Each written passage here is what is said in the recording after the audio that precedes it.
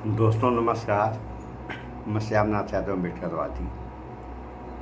यह एक पोस्ट है जिसका लेख है, जो इतिहास में बड़े नहीं बन सके उनको पोस्टर में बड़ा बना रहे हो। देश आपसे सस्ता तेल मांग रहा है, सस्ती कॉमेडी नहीं।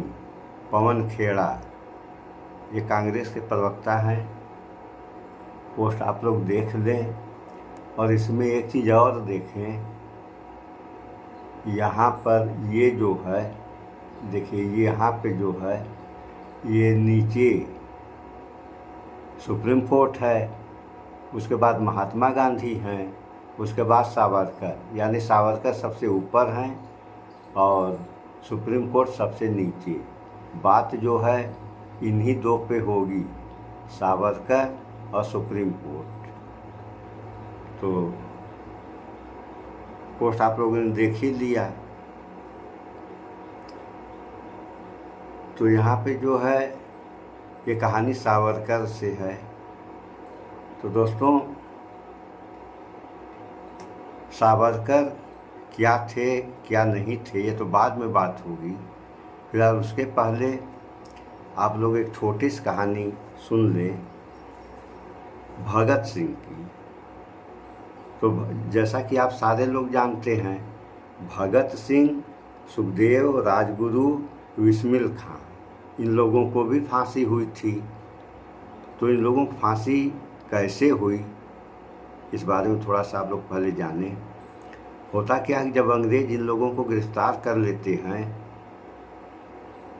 तो अंग्रेज भी जानते हैं कि अब इनको फांसी दी जाएगी, ये लोग भी जानते हैं कि हम लोगों को फांसी हो जाएगी, क्योंकि ऐसी व्यवस्था अंग्रेजों की थी उस समय और ये लोग क्रांतिकारी थे ही।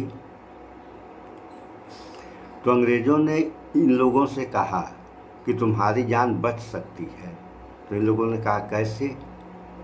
तो अंग्रेज़ों ने कहा अगर तुम माफ़ी मांग लो और हमारे यहाँ नौकरी करो, जो हम कह रहे हैं कहेंगे सो करो। तो इन लोगों ने कहा भैया हमें फांसी स्वीकार है, लेकिन हम माफ़ी नहीं मांगेंगे। और इसमें भगत सिंह का नाम सर्वोपरि आता है। क्यों?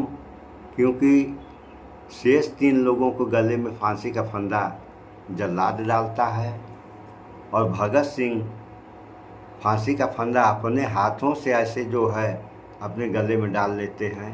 इस कारण बस इनका जो है नाम सर्वोपरि है। और रह गई बात सावरकर की, तो सावरकर ने अंग्रेज़ों से माफ़ी मांगी थी, माफ़ी मांगा था। वह भी एक बार नहीं, कई बार। इतिहास कभी ख़त्म नहीं होता, चाहे कोई जितना भी कोशिश कर ले, इतिहास किसी का ख़त्म नहीं होता। तो ये लोग भी अगर माफ़ी मांग लिए होते हैं तो जैसे सावरकर जीवित रहे वैसे भगत सिंह या अन्य में जितने भी क्रांतिकारी पकड़े गए या तो सब गोली से मार दिए गए या फांसी हुई। और सारे लोगों का इतिहास है, ऐसा नहीं है कि किसी का इतिहास छूटा हो, सारे लोगों का इतिहास है। आप लोग देख लें,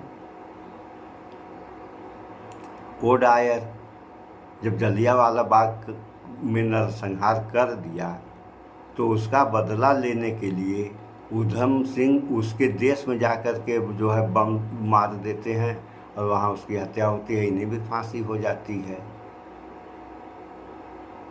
तो जो वीर रहेंगे वो वीरता दिखाएंगे और जो वीर नहीं रहेंगे तो उनके अंदर वीरता है ही नहीं, वीरता दिखाएंगे कहाँ से?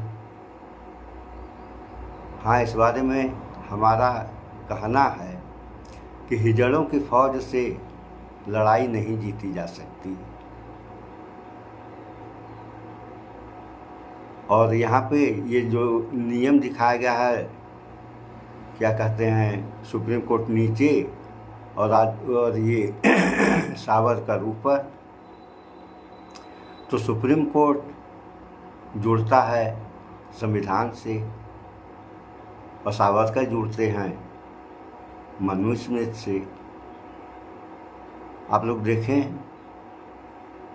कि 15 अगस्त 1947 को यह देश आज़ाद हुआ, लेकिन आरएसएस के मुख्यालय पर झंडा नहीं फहराया जा रहा था। वो तो किसी कारणवश कोई दबाव ऐसा बन गया कि शायद 2002 में उस मुख्यालय पर यानी आरएसएस के मुख्यालय पर तिरंगा फहराए थे लोग।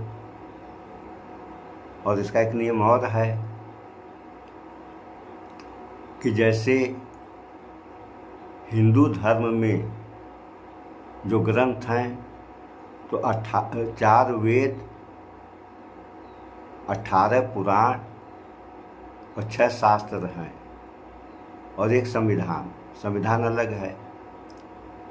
तो इसका नियम जो है संविधान का वह ये है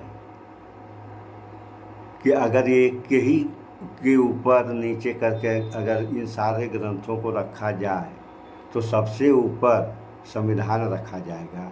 यह नियम है और संविधान भी ये कहता है कि जो है संविधान सबसे ऊपर है। ये सारे लोग जानते हैं, लेकिन यहाँ क्या हो रहा है आप लोग खुद ही देख लें।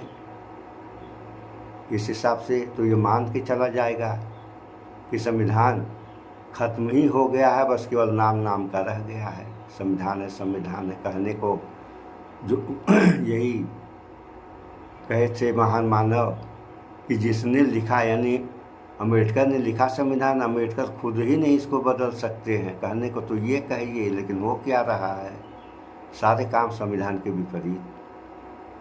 तो संविधान के विपरीत अगर सारे काम होंगे तो हमारा मानना है कि देश तहस नहस हो जाएगा और सब कुछ खत्म हो जाएगा।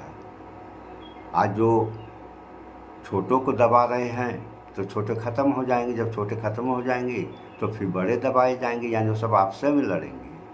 तो इस तरीके से देश का विकास नहीं होगा। भाईचारा बना कर रहें और विकास के बारे में सारे लोग सोचें, चाहे जनता हो या सरकार। सो इस वीडियो में इतना ही। स्वच्छता अपनाएं, शुद्ध खाएं, स्वस्थ रहें, शिक्षित बने। जय विज्ञान, जय संविधान। नमस्कार।